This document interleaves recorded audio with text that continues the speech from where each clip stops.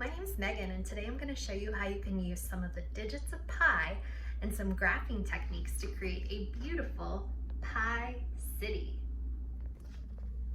In order to understand pi, you first need to understand some things about circles. The center of the circle is the dot that is equidistant from all the points that make up what we call a circle. The distance around that circle is called the circumference. The line that goes straight through the center of the circle is called a diameter, and half of that diameter is called a radius. You might already know that the area of a circle is pi times the radius squared, but what is pi? Pi is the comparison of the circumference of a circle to the diameter. If you cut a piece of string that's the diameter length and you go around the circle, you're going to go around 3.14159265, and the decimals keep going. What's crazy about pi is that it's an irrational number. You can't write it as a fraction because it doesn't stop and it doesn't repeat. It goes on infinitely without repeating and without ever ending. So that's what's so crazy or irrational about the number pi. People love to study the digits of pi because they're so crazy, or they're so interesting because they don't repeat and they don't have a pattern. What we're going to do for our pi city is we're going to label the axes. This is the y-axis and this is the x-axis. The x-axis, I already have some numbers filled in of the first 20 digits of pi, including the 3. Going up the y-axis, we're going to label 1, 2, 3, 4, 5, 6, 7, 8, 9. Now what we're going to do in order to create our pi city is we're going to graph each one of these values on the x-axis. The way that we do that is we look, and since this number on the x-axis is 3, we go up the y-axis to the number 3 and make a rectangle.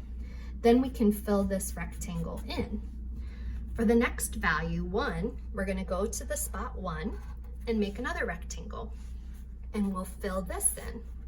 Then we can go up to the number 4 and make a rectangle, and you're going to keep plotting all the values going across your axes. I'm going to continue to go through and just make some shading for each one of my values that I'm graphing. So the number 9 goes all the way up to the 9 on the y-axis and makes a really tall building right here. So I'm just creating some shading in order to know where all these buildings are going to go. And then when I'm finished, I'll go back and I'll fill all of those in. You can fill it in with crayon, you can fill it in with marker, or you could even fill it in with paint if you want to. The sky is the limit.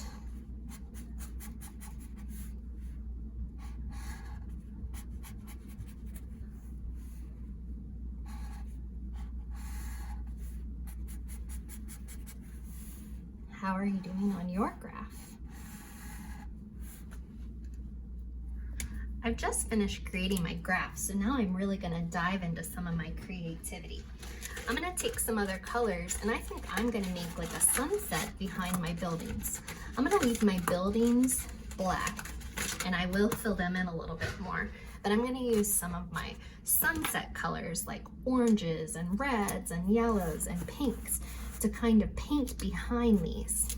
So I'm just going to kind of scribble in some of these colors in between the buildings. And you can use these kinds of markers, you can use crayons, you can use colored pencils. All of those will do really nicely.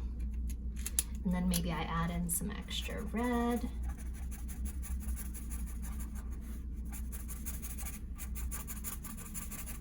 So I'm just lightly scribbling, and I am going to cover all of these buildings back up in black, so it's okay if I go over the lines a little bit.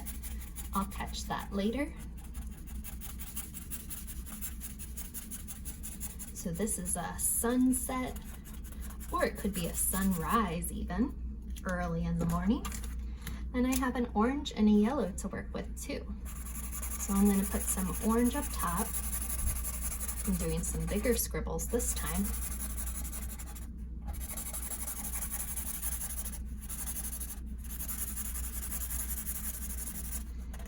And I did most of the orange up top, and I'm going to do more of the yellow towards the bottom. You could also use highlighters if you have highlighters. Ooh. So this is looking nice for my sunset. Maybe a couple of yellow scribbles up here to kind of keep that color going. And then I'm going to go back through and I'm going to go ahead and finish my buildings by coloring them all the way in. So I'm going to go back over my scribbles and I'm going to nicely color in my buildings. And I'll show you what I have when I'm done.